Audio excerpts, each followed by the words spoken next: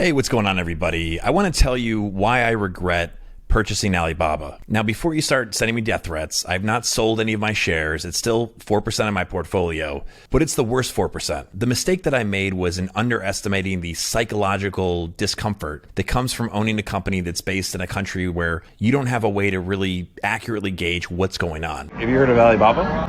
Yes, I have. I'm one of the biggest shareholders in the United States because I love China. Oh, that's so fire, yes. We all know that China doesn't exactly tell us how things are, as they are, when they are. And we also know that there's a bias in Western media, so it's very difficult to get a sense of what's actually happening compared to businesses that are based in my home country of the United States.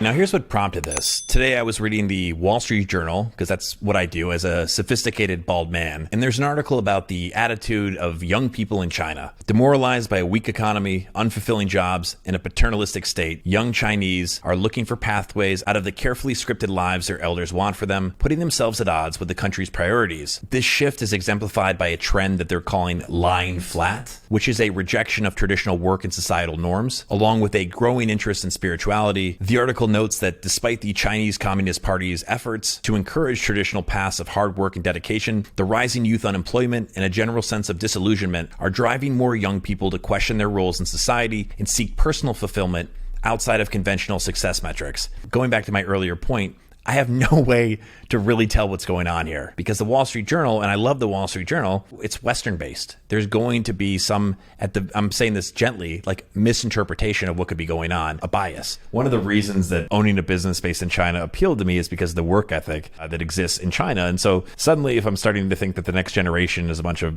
lazy people that just want to go and like do peyote in the woods, that suddenly changes my optimistic view. Again, this doesn't change the business, but this is the kind of news that I just don't like seeing. And it makes it really, I guess, painful when you own a business in that country because you don't really have a true understanding of what's going on or if you should be worried about this or not. It's one thing to know what's going on with your economy in your home country because you can kind of feel it. But when you're just reading something on a computer screen about another country where you happen to have a business or a piece of your portfolio is based, it's just a crappy feeling.